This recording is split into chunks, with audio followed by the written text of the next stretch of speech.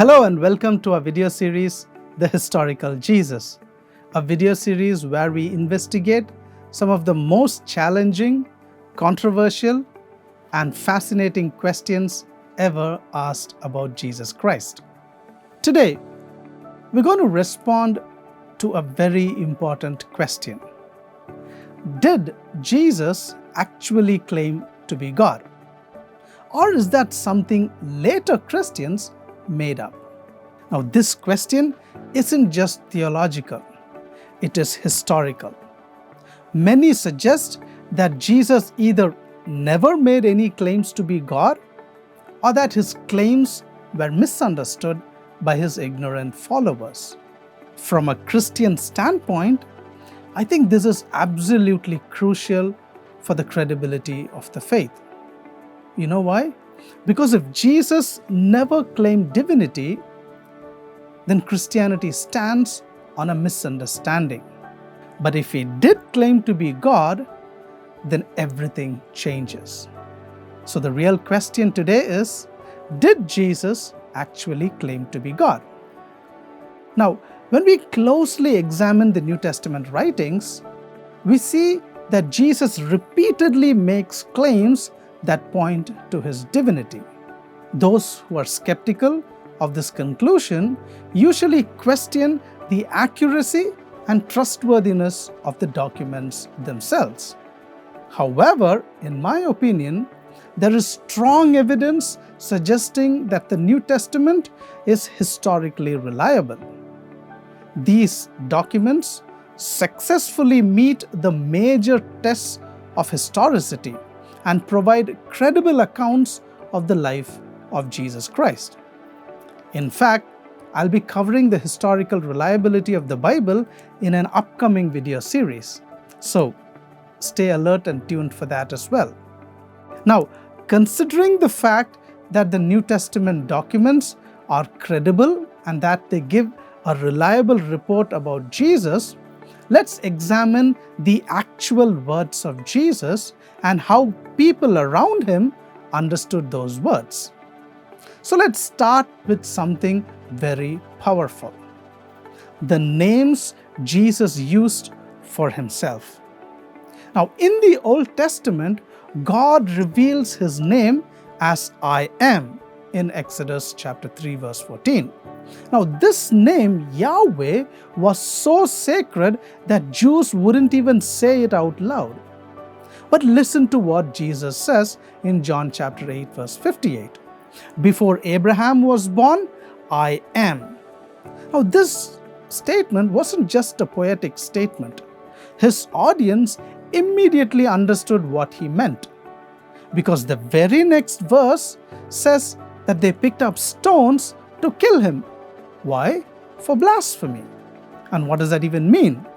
Because Jesus was claiming the very name of God, they wanted him dead. Now consider another title, the Son of God. In John 5:17-18, when Jesus calls God his Father, Jewish leaders responded by trying to kill him. Why? Because they understood exactly what he was claiming. That is, equality with God. And Jesus doesn't correct them. Instead, he goes further. He says, he gives life, verse 21. He says, he will judge the world, verse 22. He says, he deserves the same honor as the Father, verse 23. That's not the language of a mere teacher or a prophet. Now, we'll move on to the next title, the title, the Son of Man. Now, this might sound humble, but it is actually taken from Daniel chapter 7 verses 13 and 14, where a divine figure is given eternal authority and he is worshipped by all nations and given an everlasting kingdom. And guess what? Jesus applies the same title to himself about 80 times in the Gospels alone. In Mark chapter 14 verse 62, he says, "You will see the Son of Man sitting at the right hand of power and coming with the clouds of heaven." Not surprisingly, the high priest immediately calls this blasphemy. Why? because Jesus is claiming divine authority. Now let's go deeper.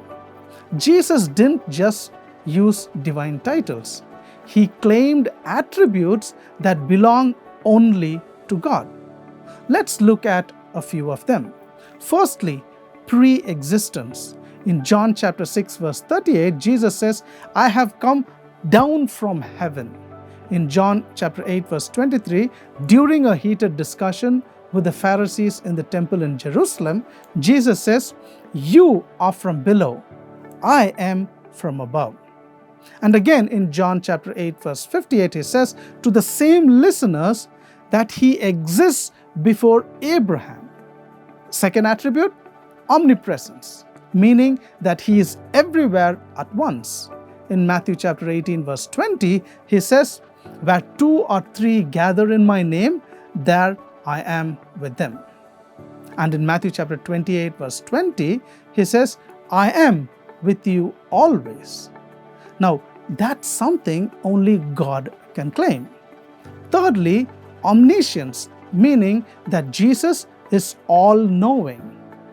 Now, Jesus knows people's thoughts. Matthew 12:25. He knows their future events.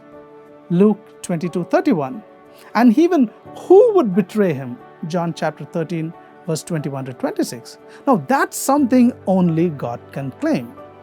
Fourthly, omnipotence, meaning that Jesus is all-powerful. In Matthew chapter 28 verse 18, Jesus says, "All authority in heaven and on earth has been given to me." Now, that is also something only God can claim. Additionally, Jesus controls nature several times. For instance, in Mark 4:41, he heals diseases multiple times. For instance, in Luke 4:40, he casts out demons on several occasions. For instance, in Luke 4:36, and he even raises the dead. Now, taking all of this together, all these attributes, namely pre-existence, omnipresence, omniscience, omnipotence, ability to control nature, ability to heal diseases, ability to cast out demons, and even ability to raise the dead, they all belong only to God. And guess what? Yet Jesus clearly claimed these attributes to himself. Clearly, Jesus claims to be divine. Now, furthermore, in addition to using divine titles and claiming divine attributes, another key evidence is that Jesus accepted worship. In Jewish culture, worship belongs to God alone. Jesus himself says in Matthew 4:10, "Worship the Lord your God and serve him only." Yet in John chapter 9 verse 38, a man worships Jesus and Jesus accepts it. In John 20:28, the Apostle Thomas calls him "my Lord and my God," and Jesus doesn't correct him. If Jesus wasn't God, accepting worship would be blasphemy. All right, our final piece of evidence comes from the fact that Jesus claimed divine authority. Jesus did things only God has authority to do. Firstly, forgiving sins. In Mark chapter 2 verses 5 to 10, Jesus forgives a man's sins. The religious leaders, they responded by saying, "Who can forgive sins but God alone?" Exactly. And instead of denying it, Jesus proves his authority by healing the man. Secondly, the Lord of the Sabbath. In Mark 2:28, Jesus says, "The Son of Man is Lord even of the Sabbath." The Sabbath was instituted by God, and so claiming authority over it is a divine claim. Thirdly, Judge of all humanity. In Matthew chapter 7, 21 to 23, Jesus says, "People's eternal destiny depends on him." That's not just authority, that's ultimate authority. Therefore, by claiming to have divine authority, Jesus claims to be God. Let's now look at all of this from another perspective. Jesus made claims that make no sense unless he is God. Given the historical and cultural context, they are so radical, they only make sense if he is divine. Let's look at a few examples. In John chapter 14, verse 9, Jesus says, "Anyone who has seen me has seen the Father." In John chapter 10, verse 30, Jesus says, "I and the Father are one." In John chapter 15, verse 5, he says, "Apart from me, you can do nothing." Now think about this. If Jesus is just a teacher or a prophet, these statements are not just wrong, they are outrageous. Also, historically speaking, the early church, they confirm the divine claims of Jesus. Within just a few years of Jesus' death, Christians were already worshipping him as God. Drawing from traditions that go all the way back to the resurrection and ascension of Jesus. In 1 Corinthians chapter 16, verse 22, one of the earliest Christian prayers calls him Lord.